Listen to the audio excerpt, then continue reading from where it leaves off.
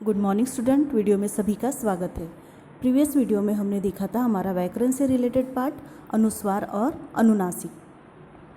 आज थोड़ा सा हम उसको डिटेल में देखेंगे। तो अनुस्वार लिखने के कुछ नियम होते हैं। जैसे कि पहला नियम है, जहाँ पंचम वर्ण के बाद उसी के वर्ग के शेष 4 वर्णों में से कोई भी वर्ण हो तो उस पंचम वर्ण के स्थान पर अनुस्वार का प्रयोग होता है। जैसे कि यहाँ पे देख सकते हैं आप, पंचम वर्ण मैंने यहाँ पर लिख कर दिए हुए हैं कि फॉर एग्जांपल पंचम वर्ण इसका मतलब 5 वर्ण। तो यहाँ पे देखिए क, ख, ग, घ और अंग। अब इसमें से आपको जो पंचम वर्ण है वो मैं बताती हूँ पंचम वर्ण कौन सा। इसमें से पंचम वर्ण ये हो जाएगा अंग। तो 1 2 3 4 5 इसका मतलब पंचम वर्ण। तो यहाँ पे कुछ एक चार्ट दिया हुआ है पंचम वर्ण का। जैसे क वर्ग इसका मतलब जहाँ से क से स्टार्ट होता है, क ख ग घ अंग। अंग ये पंचम वर्ण आ जाएगा। च छ ज झ इय पंचम वर्ण। ट ठ ड ढ न पंचम वर्ण आएगा। त थ द ध न ये भी पंचम वर्ण आएगा। अब इस पंचम वर्ण को हमको अनुस्वार में कैसे कन्वर्ट करना है वो मैं बताती हूँ आपको। फॉर एग्जाम्पल यहाँ पे आप देख सकते हैं कि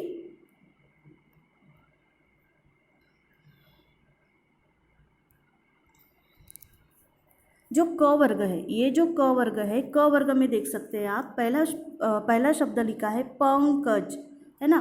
तो पंकज यहाँ पे जो पंचम वर्ण है, यहाँ पे सेंटर में देखिए पंचम वर्ण आया है। ये पंचम वर्ण निकाल के हमें अनुस्वार देना पड़ेगा पंचम वर्ण के पहले वाले अक्षर पर। पहला वाला अक्षर कौन सा है? प। और प के बाद कौन सा वर्ण आया है? पंचम वर्ण आया है अंग। तो पंचम वर्ण के पहले वाले वर्ण पे हमें अनुस्वार देना पड़ेगा। फॉर एग्जाम्पल पंकज, पंख, गंगा, कंदा, है ना। तो ये जो पंचम वर्ण की यहाँ पे जो सेंटर में जो शब्द आए हैं वो है पंचम वर्ण। उसके बाद देखिए नेक्स्ट च वर्ग। अब च वर्ग में पंचम वर्ण आता है ईय। च वर्ग में पंचम वर्ण आता है ईय। जैसे च छ ज झ ईय। और क ख ग घ में अंग, ये पंचम वर्ण आता है। तो ईय अगर मैं लिखती हूँ तो यहाँ पे देखिए 5 या पंच। तो पंच में पंचम वर्ण ईय आया है सेंटर में। तो सेंटर में जो पंचम वर्ण आया है उसके पहले वाले वर्ण पे मैं अनुस्वार लगाऊंगी। जैसे कि पंख, पंछी, पंछी, खंजन, खंजन, मझधार, मझधार। यहाँ पे म पे डॉट आया। उसके बाद ट वर्ग सेम है, घंटा, कंठ, ठंडा। अब घंटा में देखिए न आया है पंचम वर्ण, जैसे ट वर्ग में ये है ट वर्ग, ट ठ ड ढ न, इसलिए ये ट वर्ग। तो लास्ट में पंचम वर्ण आता है न, बाण का न आता है। तो यहाँ पे न के स्थान पर मैंने अनुस्वार लिखा है। वैसे त वर्ग में देखिए त थ द ध न, नल का न आता है पंचम वर्ण। तो तंतु, तंतु, ग्रंथ, ग्रंथ।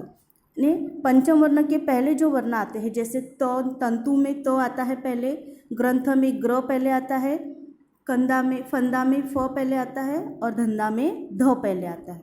तो उस वर्ण पे हमें अनुस्वार लगाना है। उसी प्रकार प वर्ग देखिए, प वर्ग में आता है प फ ब भ म पंचम वर्ण आएगा इसमें। जैसे कि देखिए कंपन, आधा म उसको प, कंपन। तो म के पहले जो वर्ण आता है वो कौन सा है? क। गुम्फित, गु, कंबल, क, संभव, स।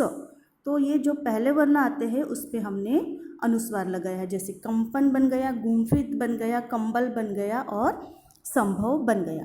तो इस तरह से जो पंचम वर्ण है, पंचम वर्ण की जो पहले वर्ण आता है उस पे हमें अनुस्वार लगाना है। पंचम वर्ण अभी हम नहीं लिखते,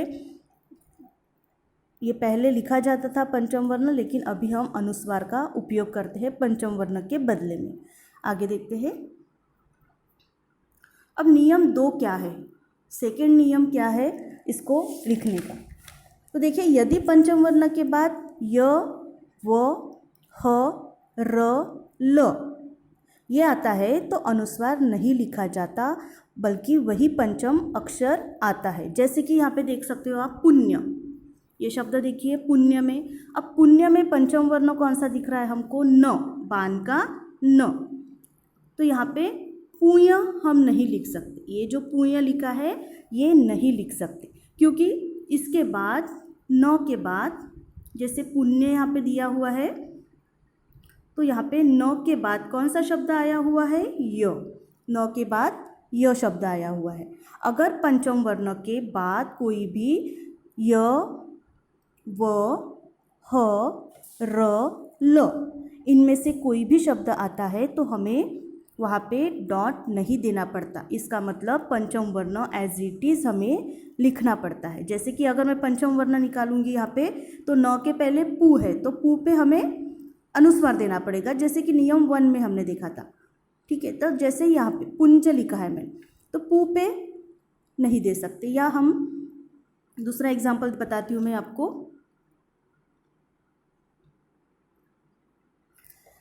कन्हैया, समन्वय, तुम्हें, कण्व। छोटा सा उदाहरण लेते हैं, कण्व। अब हमारा नियम 2 क्या है कि पंचम वर्ण के बाद अगर य, व, ह, र, ल आता है तो अनुस्वार उसमें नहीं लिखा जाता, एज इट इज़ पंचम वर्ण लिया जाता है। जैसे कि कण्व, ये शब्द है कण्व। अब कण्व में वो आया है, जैसे कि नियम 2 में हमें चाहिए य, व, ह, र, ल, तो वो आया है, वो के पहले न पंचम वर्ण आया है, तो मैं यहाँ पे पंचम वर्ण निकाल कर ऐसा नहीं लिखूंगी, ये सरासर रॉन्ग हो जाएगा। हमें एज इट इज़ उसका पंचम वर्ण लेकर लिखना है। जैसे कण्व, तुम्हें, ह आया है, पंचम वर्ण म आया है, यानी एज इट इज़ लिखा गया है। तो इसका मतलब अगर नियम 2 हमारा क्या है कि अगर पंचम वर्ण के बाद य, व, ह, र, ल आता है तो अनुस्वार नहीं लिखा जाता, एज इट इज़ पंचम वर्ण लेते हैं। यहाँ पे कुछ एग्जाम्पल दिए हुए हैं, मैं आपको एक बार बताती हूँ फिर से। देखिए, पुण्य य, समन्वय व, तुम्हें ह, कन्हैया ह, कण्व व, और इसके पहले जो शब्द आए हैं वो सारे पंचम वर्ण है, तो वो एज इट इज़ लिए गए हैं। जैसे कन्हैया में हम लोग ऐसे नहीं लिखेंगे, कन्हैया ऐसे हम नहीं लिख सकते जैसे ये है ना, ये रॉन्ग हो गया। हमें कन्हैया पंचम वर्ण लेकर ही लिखना है, कन्हैया। ठीक है, तो इस तरह से ये पंचम वर्ण का नियम 2 था। उसके बाद हम देखते हैं अनुनासिक। अब अनुनासिक का जो साइन है वो साइन इस तरह से है, आपको पता होगा। अनुनासिक का साइन ये है, अनुस्वार का साइन ये है। अब बहुत से बच्चों को आदत रहती है या हैबिट रहती है कि हमेशा जहाँ पे बिंदु आता है वहाँ पे चंद्र बिंदु लगाने की लगाते हैं वो लोग। तो ऐसा बिल्कुल नहीं करना है। अभी हमें डिफरेंस समझ में आ गया है, अनुस्वार कब लगाना है और अनुनासिक कब लगाना है। तो अब अनुनासिक कब लगाना है मैं आपको एक्सप्लेन करती हूँ। हिंदी में अनुनासिकता को प्रकट करने के लिए शिरोरेखा के ऊपर चंद्र बिंदु का प्रयोग किया जाता है, परंतु जब शिरोरेखा के ऊपर स्वर की मात्रा भी लगी हो तो सुविधा के लिए चंद्र बिंदु की जगह मात्र बिंदु लगा दिया जाता है। जैसे यहाँ पे देख सकते हैं हम लोग, कुछ एग्जाम्पल दिए हैं, जैसे बिंदु, कहीं, गोंद, छौंक, में। यहाँ पे जो मात्रा यहाँ पे दी हुई है वो हम एक बार फिर से देखते हैं। यहाँ पे क्या बताया गया है, अनुनासिक का उपयोग हम कब कर सकते हैं। जैसे कि देखिए बिंदु है ना, तो यहाँ पे अगर बिंदु लिखा मैंने तो यहाँ पे हम लोग डॉट देते हैं, है ना, बिंदु। लेकिन यहाँ पे डॉट ना रहकर यहाँ पे रहता है अर्धचंद्र, लेकिन वो दिखने में अच्छा नहीं लगता। या वहाँ पे अगर मात्राओं में जगह नहीं होती, इसकी वजह से यहाँ पे चंद्र बिंदु ना लगाकर सिर्फ बिंदु लगाया जाता है, जैसे कि बिंदु, डॉट। तो इस तरह से मात्राओं वाले शब्दों पर के ऊपर भी बिंदु की जगह चंद्र बिंदु ही रहता है, लेकिन अगर मात्रा लगती है तो यहाँ पे सिर्फ उसका रूपांतर बिंदु में हो जाता है, लेकिन स्वर अनुनासिक ही रहता है, यानी चंद्र बिंदु का ही रहता है। जैसे कि मैं, फॉर एग्जाम्पल मैं, हम ऐसे लिखते हैं मैं, लेकिन वास्तविक में मैं ये ऐसे रहता है। तो ये दिखने में अच्छा नहीं लगता चंद्र बिंदु, इसकी वजह से सिर्फ हम लोग क्या लिखते हैं, डॉट मैं बिंदु। तो इस तरह से ये अनुनासिक का उपयोग किया जाता है। अब इसमें डिफरेंस देखिए क्या क्या है अनुनासिक में। अनुनासिक और अर्धचंद्र, अनुनासिक यानी चंद्र बिंदु और अर्धचंद्राकार, यानी देखिए अर्धचंद्राकार का साइन ये होता है, यहाँ पे बिंदु नहीं है, और चंद्र बिंदु का साइन ये होता है जहाँ पे बिंदु होता है। अब अर्धचंद्राकार और चंद्र बिंदु में क्या डिफरेंस है, देखिए अर्धचंद्राकार, तो अर्धचंद्राकार इंग्रजी शब्दों के लिए प्रयुक्त होता है और चंद्र बिंदु किसी हिंदी की नासिक ध्वनि है।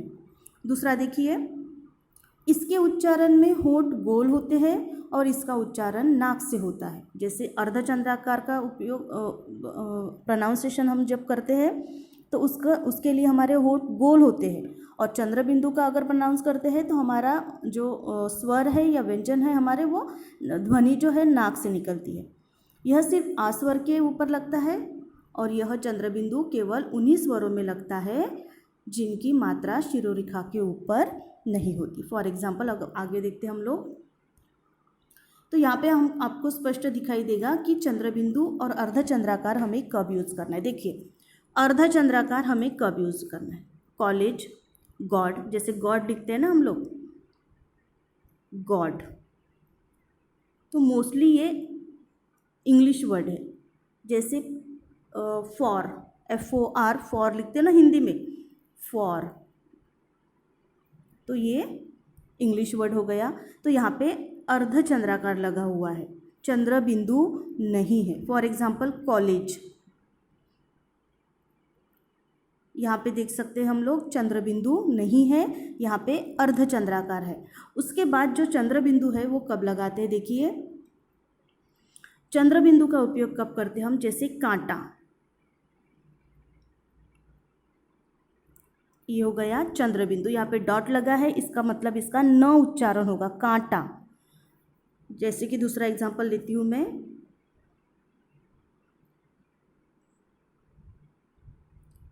गांव, दूसरा एग्जांपल गांव। जैसे पूंछ,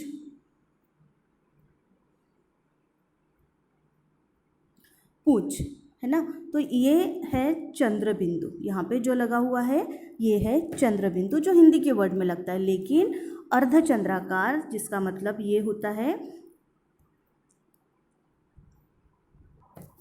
अर्धचंद्राकार जिसका मतलब होता है अंग्रेजी जो अक्षर आते हैं, इंग्लिश के जो अक्षर आते हैं हिंदी में, जैसे हो गया गॉड, फॉर, फॉर्म, है ना, इसमें अर्धचंद्राकार लगाया जाता है, चंद्र बिंदु नहीं लगाया जाता है। जैसे कि कॉलेज, तो मोस्टली ये आ शब्द के ऊपर आता है और चंद्र बिंदु जो है उसमें कांटा, मुंह, गांव, फांदना, फाटा, पूंछ, न का उच्चारण होता है। तो इस तरह से अनुस्वार और अनुनासिक में ये अंतर यहाँ पे आपको समझ में आया होगा। ये जो पेजेस है मैं आपको सेंड करूँगी, इसको आपको अच्छे से एक बार फिर से रीड करना है। जो चार्ट दिया हुआ है पंचम वर्ण का उसको भी रीड करना है। Thank you.